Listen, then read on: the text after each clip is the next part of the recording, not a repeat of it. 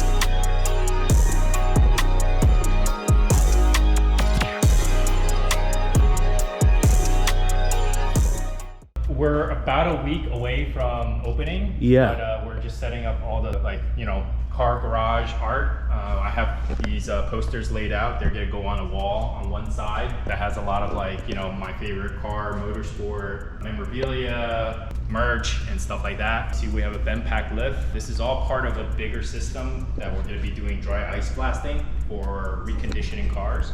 Okay, that's becoming a very popularized way to restore without damaging anything, right? Yeah, so I saw it about 2-3 years ago, and I've been detailing cars for probably close to 5-6 years, and I was like, whoa. It makes it easy for us as detailers, but also for whoever's car that you're trying to get cleaned, right? Yes. Because I've seen some videos where people are taking broom brushes and scraping the hell out of the underbody, and then also using high pressure systems, washing it with chemicals. Yes. And a lot of times, sure, that gets the job done, superficial level, but then you don't see oh, it's scratching certain material. Sure.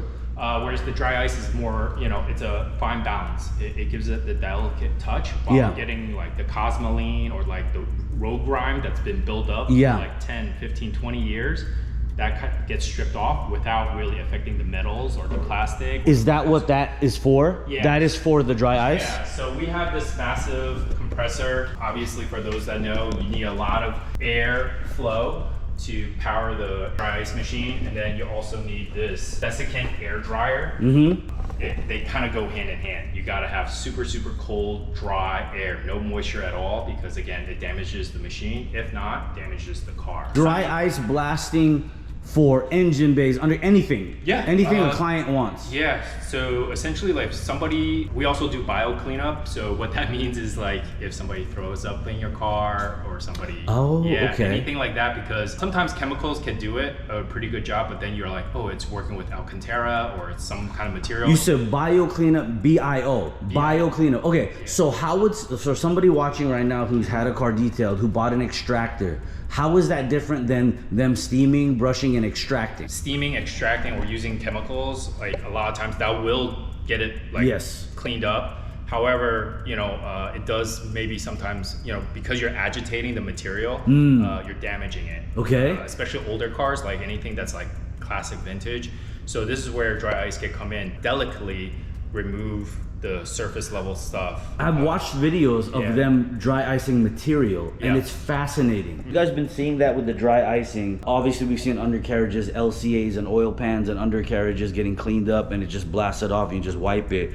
But then have you guys seen where they're blasting materials and you can see stains just shooting off into the distance? Pretty amazing. So if there's something, blood, or I don't know why there would be blood, but but any bodily fluid, any type of bodily fluid that needs to get cleaned up, and it'll clean that, which is pretty awesome. So you have dry icing, that's art, just as a car guy to decorate the new facility. You got the bend pack. Well, what are you offering with the bend pack? So this is essential for any shop owner. We are also offering a consignment marketing service for folks that don't want to have the headache of selling their car. Say you have a classic vehicle and you go to a dealer's like, oh, we're gonna give you blue book value, or we're gonna give you, 30% less than market value. Sure. Because they gotta make their money, right? Sure. So what we're doing is we're working on behalf of the seller, but also the buyer, because a lot of times sellers, like, when you see bring a trailer or car bids, they have like 150 photos and the car's immaculate, it's clean, it's been looked over, it's like, hey, we just got a recent oil change, we got the fluids changed, we changed the battery, this, that, and other thing, it's road ready. Yes. So the new buyer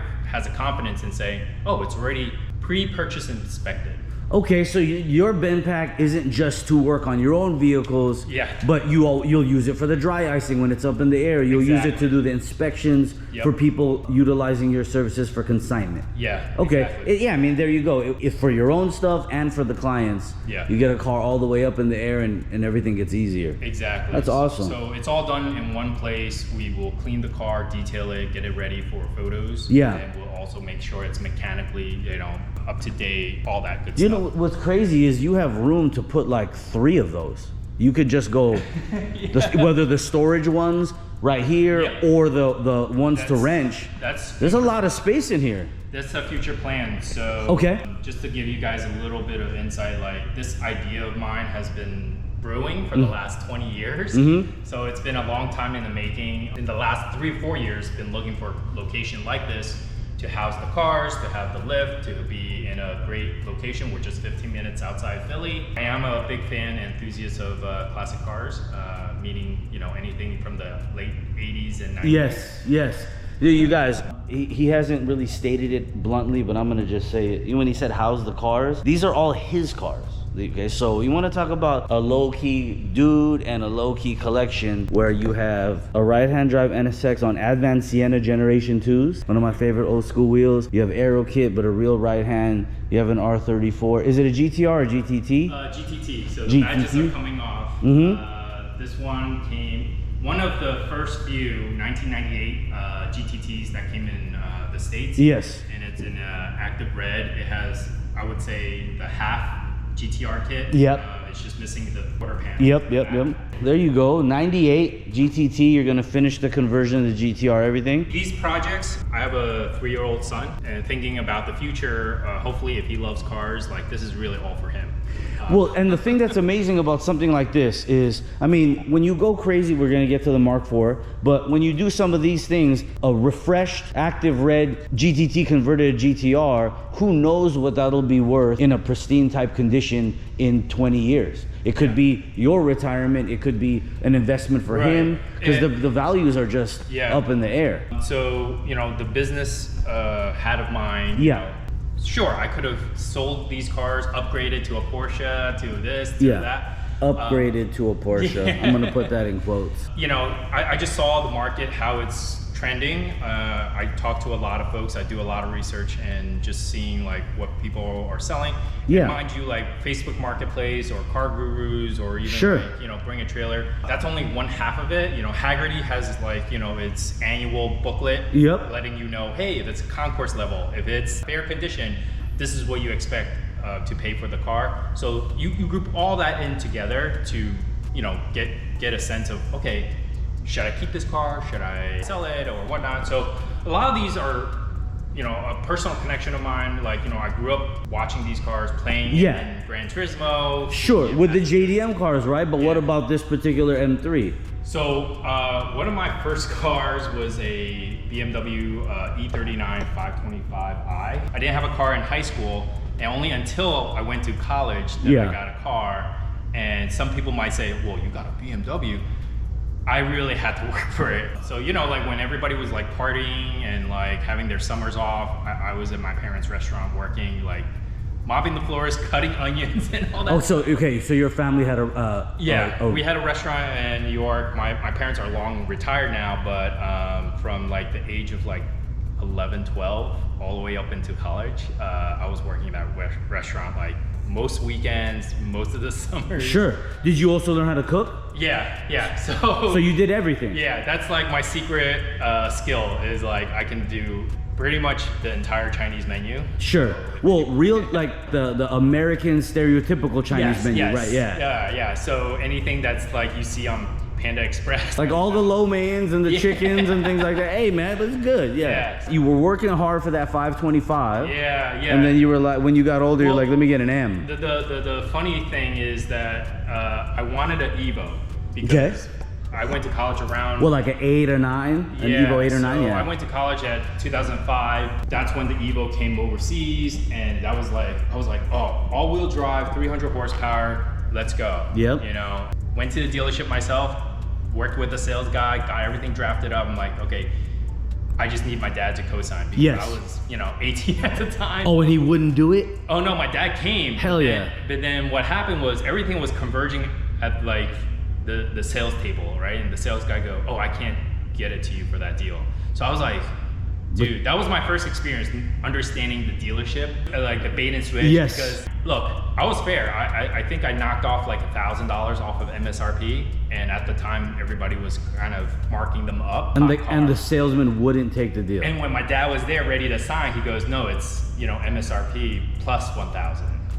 And you were just like, I'm not playing that game. Like, so even then you had the presence of mind to be like, hold on, man, we just verbally agreed to this, and now you're just changing. So based on principle. So I wasn't gonna be that kid and be like, yo, Dad, I love this car. Yes. Let me get it. Come on, No, I respect that. Even then, even though you wanted it, when he did that, you were turned off and you were like, nah, man, I'm not doing this. Yeah. Well, also I was trying to play the tactic like, all right, well, we're leaving, and then like to see if he would call me back. Sure. He did call me back. But it was already too late because we just ran down the road. So if anybody knows like Route 17 in Paramus, we basically just went down to Park Ave BMW, and there was a used 525i. My dad loved like cars too. Okay. So he was like, okay. Oh, and you guys got that one? Yeah. So how long did it take before that guy called you back? It was the same day. It was like maybe like 30 minutes or an hour later. But you had already closed on the other one. Yeah, because we were just like walking around the lot, and I was like, dude, I'm a college kid. Why am I gonna get a BMW? It actually ended up a better deal. Like I drove that car for like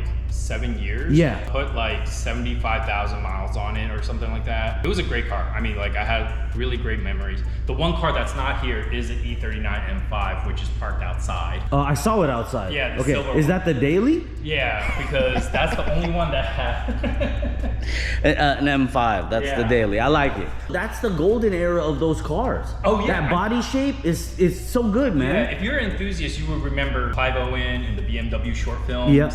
With Madonna. Clive Owen picking up Madonna, driving in the silver M5 commercial. Yeah.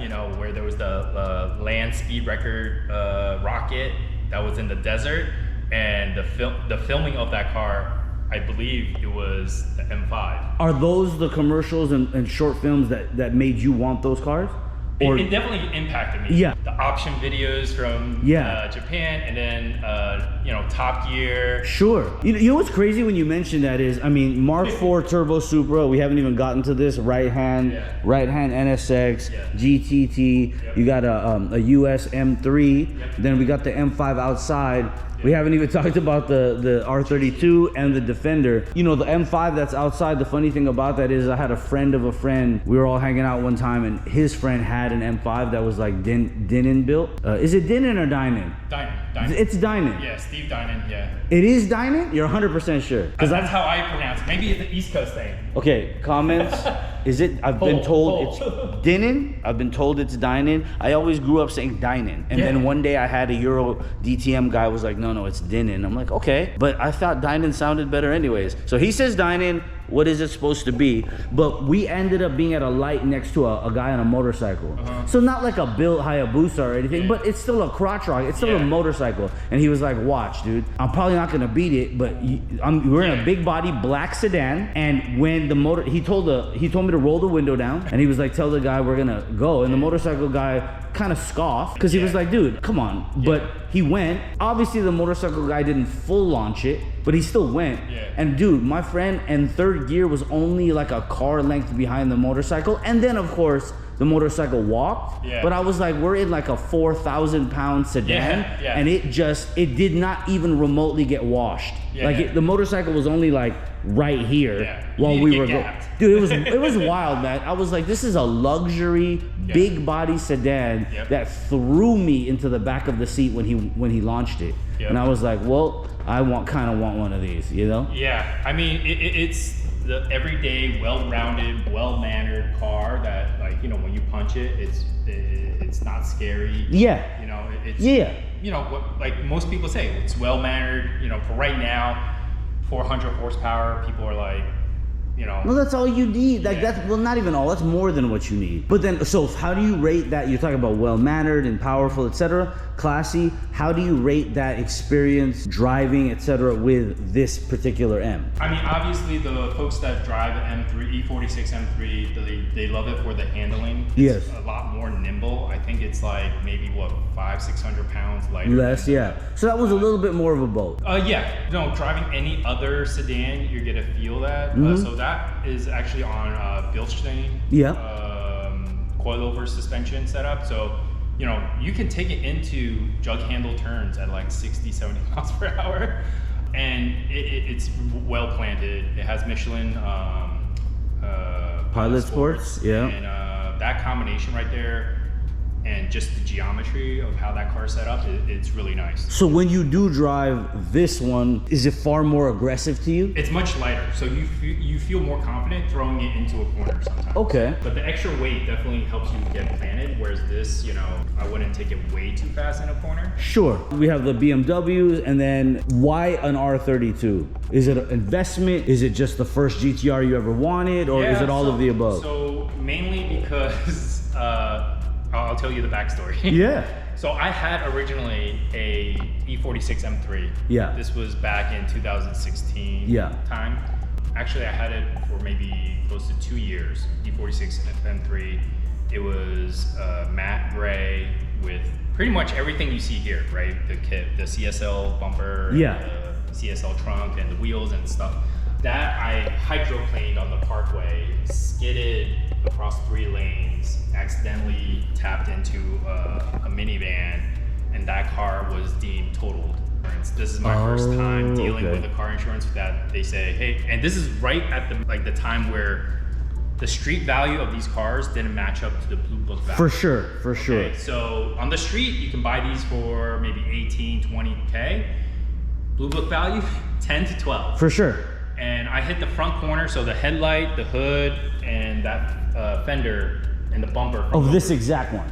A different one? Yeah, exactly. That got crunched in, and I was like, no, I'm not a big auto body shop person, but I know reasonably it could get fixed for maybe $4,000 or $5,000. Insurance said, no, it's way totaled out. Yeah, it's anytime you get into a crash and it's more than 25% of the car's value, they don't want to touch it. They just want to, you know, pay you out and be done with it. Yeah, pay you out and be done with it. So at the time, it was already paid off. The car was paid off, and they said, hey, look, it's totaled. I had probably like about $12,000 of car parts. I had racing seats, I had wheels, Brembo GT, big brake kit on it, and stuff like that. And I didn't realize when it was at the yard, the tow truck yard, that like you have that time frame to pull that stuff off. Okay.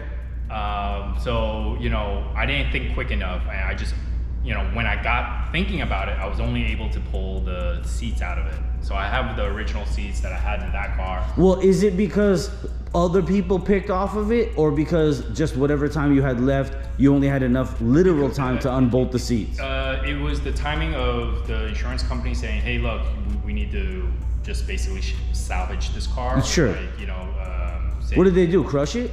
No, so they sold it at auction. I followed it. Yeah. So, you know, being like a enthusiast and like someone who loves this car, and like it was set up nicely, and I was like, look, everybody has that thinking of, hey, I can save it. Right? I just didn't have the right connections at the time. I didn't have the right like know-how. So the timing lapsed. It went into IAA. I was tracking on IAA for a while, and then it got sold to somebody in like Lufthansa, or in like Europe, somewhere in Europe. Oddly enough, I had my business card underneath the floor mat. Yes.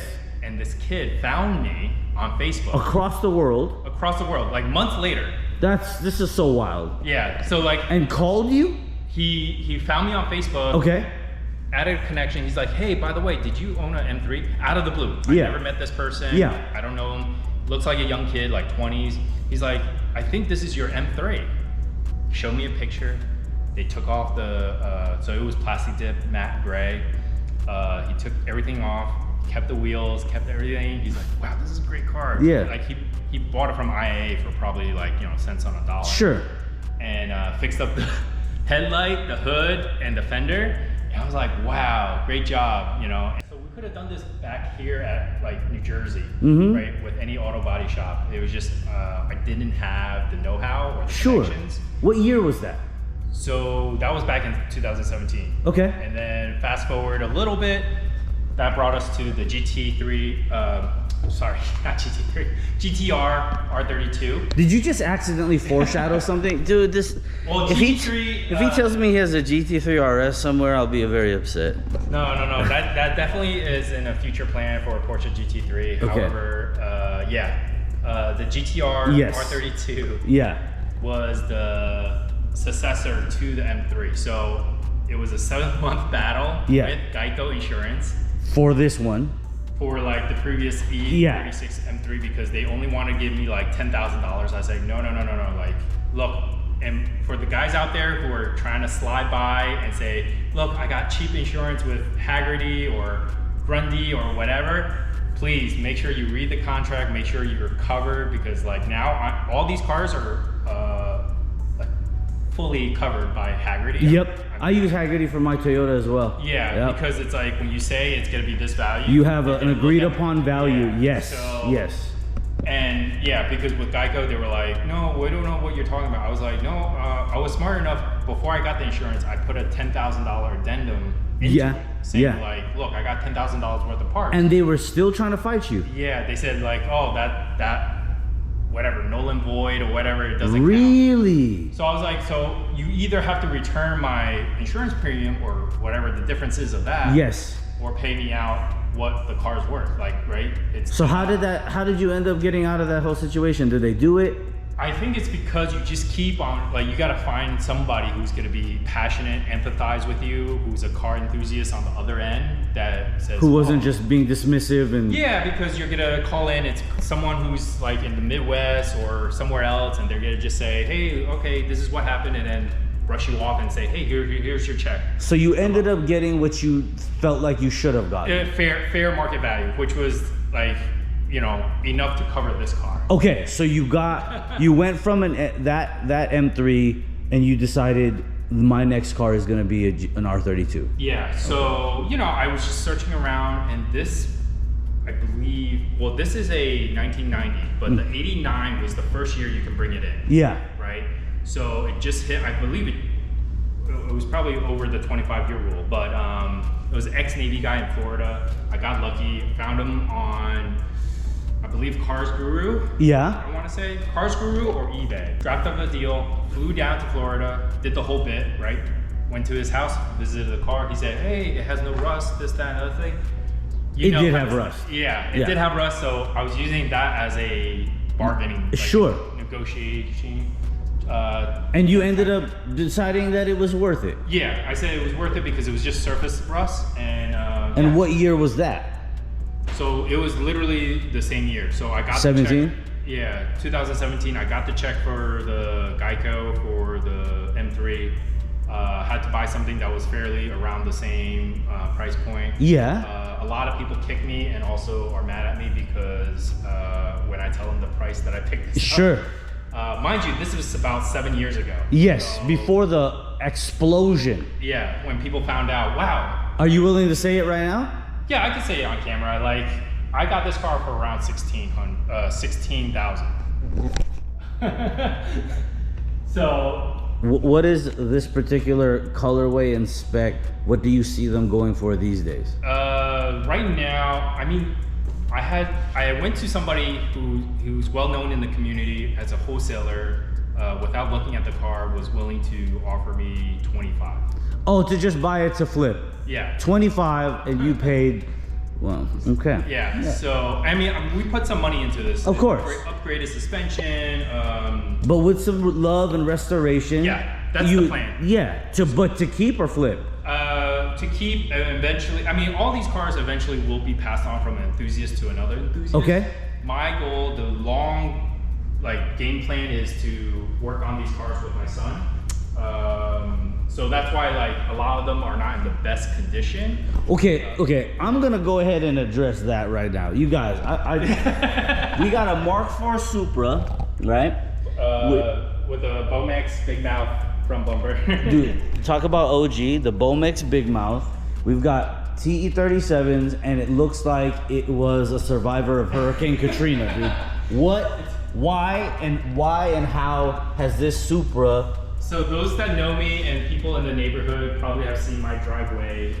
These cars have been in my driveway for the last like 3 to 4 years. Okay, so you've had this one 3 to 4 years. Yeah. Everyone loves a Mark IV Turbo Supra. This is a V160, the Get Ragged 6-speed with the original twin turbo swapped to a single turbo. Okay. And you know, right now it still needs a proper tune. As you can see, there's like the paint has been a little bit. So this is where my impulse got the best of me. Right. Okay. I saw this. The photos look great.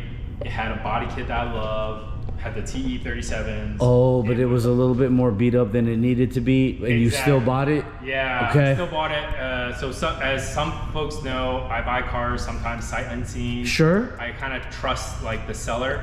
If I get a good vibe that they're an enthusiast, that they're like, hey, look. You give them the benefit of the doubt. I give them the benefit of the doubt, and this That's guy kind nice of of you. This guy kind of knew because when I received the car, I was like, whoa. There's this, there's that, there's all this other stuff. And he, in a sense, I think he realized, but he was able to give me a little bit of the cash back, but I still overpaid for this. But this is also another passion project that over time, that's why I have to get all the cars now, because I'm afraid that in 5-10 years, I'm gonna be that person who says, oh, I should have got it. Well, definitely. Right. And then the pricing of these, timeless, iconic, vehicles like an NA. Well, is that an NA1 converted or NA2? That's an NA1 converted. Okay. That also has a special story. Yeah, I'm sure it does. But there we go. We got an NSX. You have a Mark IV Turbo Supra with the Get Drag transmission, 2J, an M3, and then the only thing that isn't like ultimate out of what they are is the GTT. It just happens to not be a GTR. Yeah. But I mean, it's still this platform that can be made. So it's not even that you have it. You've got rare old school aero. Yeah. I mean, TEs are TEs. They're timeless, right? And then the transmissions were thousands upon thousands. A 2J is rising because they're getting more and more rare. So there's just a lot of beauty going on here. Yeah. And I mean, I think it's super cool. When you say that there's a cool story about a car, it starts to worry me because it's probably gonna be a really cool story. So how did you end up, Advanced Sienna Generation 2s are one of my favorite wheels from back in the day. Yeah. So how did you end up coming up on this right-hand NSX? Very similar, I'm on the eBay, Facebook Marketplace. Sure. Name it, right? Auto Tempest. Yeah. You're just constantly looking at the market, what's out there. Hey, I'm also helping out friends who are looking for cars and whatnot. So when it came time to, I've been in business for, at this point, it was 2020. Okay. So I've been in business for 10 years, helping out businesses, over 300 different businesses and professionals. And I wanted something nice as a celebratory, any excuse to get a car.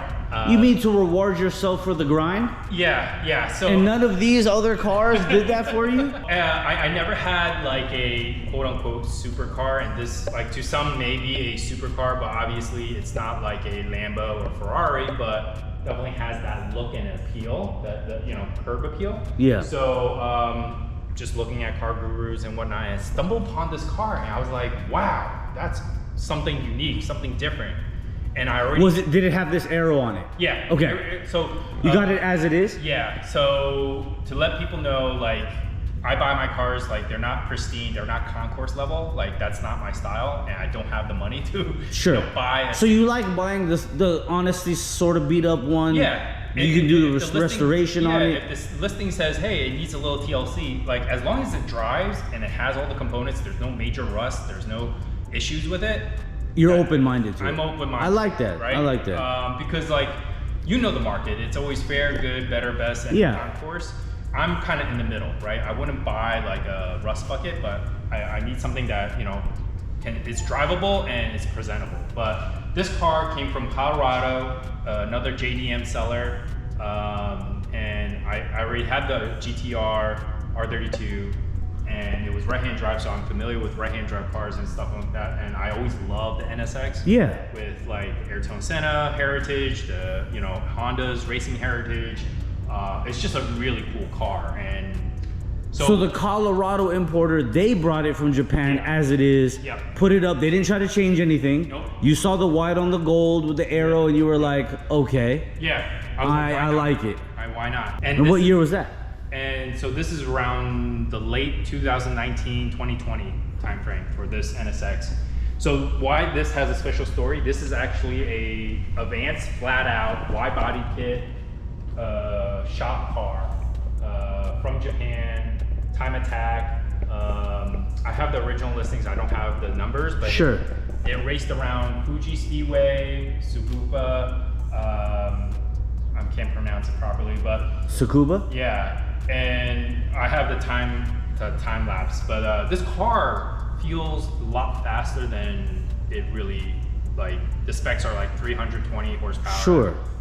The motor is it has like forged pistons, rods, and instead of the 3.0, it's like 3.1. Sure. It's stroked out a little, and yeah. So you're saying that it moves and feels faster than what the numbers would make you think. Yeah. Because I mean, that's the Japanese building ethos: balance and driver skill combined with the right amount of power. Yeah. So you've driven it hard. Yeah. So this it kind of like, I haven't driven it all the way to the limit, probably like maybe 85%. Sure. I thought that was a really cool way of saying it when you said, if you can make it happen, make it happen. I think some people might be like, it's a little oversimplified, sounds kind of obvious, but you know what though, sometimes that's where willpower and manifestation and the grind comes from, is the simplicity of make it happen, and you just find a way, 10 years collecting. There's the car outside. Who knows what the future holds? But this is your place by yourself. And what is the name of your business? Yeah, it's Collector Auto Works. Collector Auto Works. And we got detailing, dry icing, consignment, chassis inspection. Yeah, so... Are you also doing like restoration if they want it or need it for the sales? I mean, we're not 100% like an auto body shop. Sure.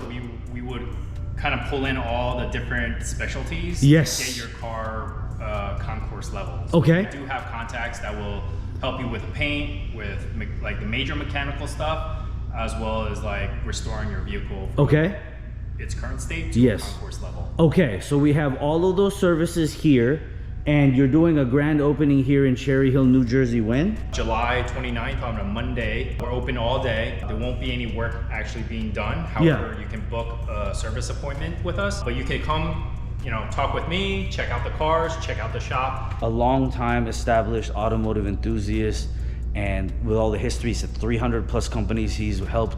Last time I had a conversation with him in person was SEMA, the eBay Motors booth. He's worked with them, and name a few of the other major companies? Nissan, Pirelli tires, as well as Hyundai in the past. I still have connections with the automotive industry, so helping out folks with their events. So like what, marketing and social and things of that nature? So my background's in digital marketing, so helping them with social content, strategy, and there it is. Influencers. Yeah, man. So that's how we met. We have mutual acquaintances. I'm blessed to have been around long enough myself, and that's what ends up happening. You get to work and meet with good people. That was with eBay Motors. Now he's got his personal collection and shop here with all of those services. So I appreciate that you brought us in and allowed us to see your personal collection, what services you offer to the public here on the East. Obviously, they don't have to even be in Philly or Jersey or New York. Anyone, if they would like to utilize the services, they can come, right? Yeah. So, honestly, man, each of these cars probably has a 30-minute story,